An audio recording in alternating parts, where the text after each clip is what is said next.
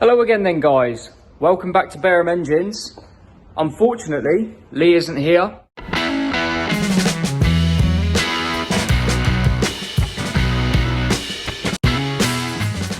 So, didn't get a chance to put a video out yesterday and I'm very sorry about that, but get one out for you today and obviously you'll get Friday's video as well. Let's show you around. Yeah, we've got a few little updates today, so let's get involved.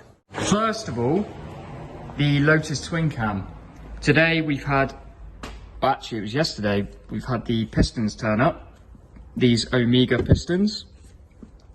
So on the box here it says, behind that Burton sticker, bore and hone block to 3.290, plus a thou minus nothing. So you can go a thou over, but I'm not going to do that because this piston measures 3.2865, so there's about 3.5 thou. If I bore it to 3.290 or hone it to 3.290, then that leaves 3.5 thou, which is the right clearance for this.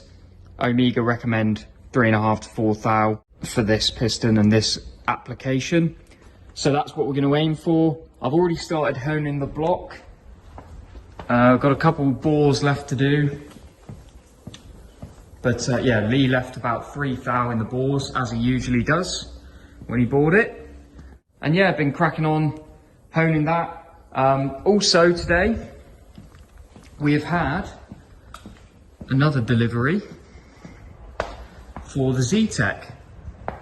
So this Ztec here, it came in, it's only done about 6,000 miles. Unfortunately, the owner's had a little bit of a mishap. A nut has managed to work itself, or nut and a washer, worked themselves loose and fallen into his throttle bodies, which has dinked up the top of the piston. So yeah, it's lightly danced about on top of this piston. It put a few little dinks in the head, but luckily the bores were okay. No damage to those, and the head, it's pretty much all faced out. I only had to take 3 thou off of the head. Got it in the cupboard here, but it has, you can see there a few little remnants of it, but you can't really feel them. They're yeah, it's all pretty good and they ain't gonna matter, so that's perfect. Yeah, so today we got a delivery of all the bits. So we got the bits in here, we got bearings, bolts, timing belt, all the gaskets, and all of his old bits are in there. He's asked for us to get him Newman PH2 cams, which are on their way. He's also asked for ARP 2000 conrod bolts, which we need to order, I think. I don't think we've ordered them yet. But yeah, so I've got all the rest of the head stuff laid out. The cranks John has polished, which polished up fine. There's nothing wrong with the crank at all. Just need to give it another wash and clean it, like blow it out. Same goes to the block. I've put it through the washer, but I still need to blow out the bolt holes and the oil ways just to make sure there's nothing left in there. Today I've also checked the ring gaps. They're standard rings because it's standard pistons. And we've only deglazed this block, but we've done it on the hone, so we've got nice cross hatching in there. Yeah, there's nothing wrong with these pistons, they're absolutely fine. So we're reusing those, fresh set of rings, Epilite rings. Thought I would check the ring gaps, and we got about 13 thou, which is ideal. That gives us around 4 thou per inch of bore. So quickly, I'll just show you what we do. This is just one of the top rings. Just pop it in the bore. Being careful not to bend it too much. And then if I grab the piston with a missing ring, we can square up that ring with the piston there. And then what we do is we want to measure that little gap there, the ring end gap, and to do that we use a set of feeler gauges so we can work out how big the gap is. So this one, yeah, it's about 13 thou. So yeah, I've already checked that. That's all good, that's perfect. So I can pop that ring back on and we're good to go. So also in the last couple of days, I've been able to strip down the 2.3 Focus RS, I think. Yeah, I think it's an RS. This one came in with water damage. It had only done about 500 miles. Bit of a shame really, because it's pretty much perfect in every way. I mean, you can see that isn't copper on the bearing, that's a sputter bearing, but you can see those little tags on the bearing are still there. Normally they would wear away, so you can tell it really hasn't done a lot of work.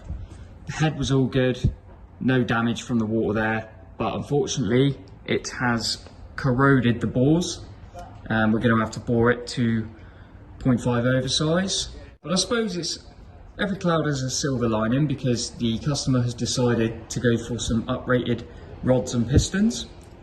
So that'll be a nice little upgrade. He's also going to have the turbo hybrided at the same time as having it checked. So yeah, gonna get cracking on with this one as soon as I can, as soon as we get the bits, because the customer would like it back fairly quickly, within sort of 4 weeks from now really. The 2 litre wet belt for Chris at CTS Auto Works, that is all done now, ready to come off the stand and onto a pallet. All that I had left to do was the sump and putting the front pulley on. This front pulley is one of those annoying ones. It's not keyed on. That centre bolt has to be done up to 300 Newton meters and then another 90 degrees. So it's quite tight, but we managed it. I've had to improvise. Because we don't have the flywheel, I couldn't use the flywheel locking tool. So what I've had to do is put some bolts, some correct bolts in the end of the crank, and then I was able to lodge a bar across the engine stand like that, which held the crankshaft in place, stopped the engine from spinning over whilst I was trying to do it up. So that worked all good. Yeah, so that one's ready to go. Chris has got another one for us to have, a 1500 rather than a 2 litre, but I'm not sure if it's a wet belt. I don't know if they do a wet belt 1500, but we shall find out. So yeah, all the Lotus bits have turned up. All the bits for the 2.3 are on their way. Ztec is all here and ready to go, so I've got a few to crack on with whilst he's away. So in the cylinder head room, where John's normally sort of tinkering away, we've got the Morris engine that I did a little while ago, and this one's come back because it's got a bit of an oil leak. Now you may notice on the back here, this crankshaft, or the seal setup for this crankshaft, was just a scroll on the end of the crank. So there was no seal to speak of in there, just a scroll that sort of pushes the oil back into the crankcase, which works well when the engine's running, but when the engine is stopped or you park it overnight, you end up with oil dripping onto the floor. So what the customer wanted us to do with this one whilst we were building it was also fit this modified rear seal conversion. So yeah, so we've done that, but he's had a little bit of a leak from it, which, in all fairness to us, the instructions for the kit did say that it is not a complete leak stopper.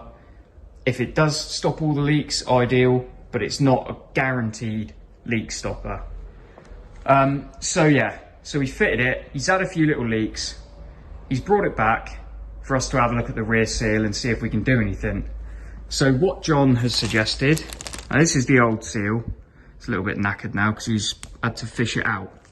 But what John has done is measured or found out how big this seal is width-wise, and this one is 9mm. But one of the issues we were finding was the outer lip of this seal was sitting pretty much on that chamfer on the end of the crank, which isn't ideal, and it may not have been the reason it wasn't sealing perfectly, but there's a good chance that that wasn't helping the situation. So what John has done is ordered and fitted an 8mm width seal, so it's a mil less wide, but it allows the seal to sit further back on that flange. And you do have to be careful with this conversion because the flange is probably only 10 mil wide, so you don't have a lot to play with. And yeah, it's a little bit of a difficult setup, a bit fiddly, but hopefully this new seal that's a little bit less wide, hopefully that should solve his oil leak. It wasn't a big leak, it was just a bit of a weep once the oil had got hot. But yeah, we're hoping for the customer that has solved that, and he's coming to get that tomorrow. We've left the flywheel off for a minute just to let him have a look, see what the setup's like, and then we'll pop that on and he can take it away and see what the results are. Hopefully that will make it a lot better. But anyway guys, I think that's going to be it for now. Sorry it's a bit of a short one. I shall try and do a bit more tomorrow, get a bit of technical stuff going on, get you a bit more involved in what's going on. But yeah, for now, that's about it. Thank you ever so much for watching guys, and we will see you in the next one. Cheers.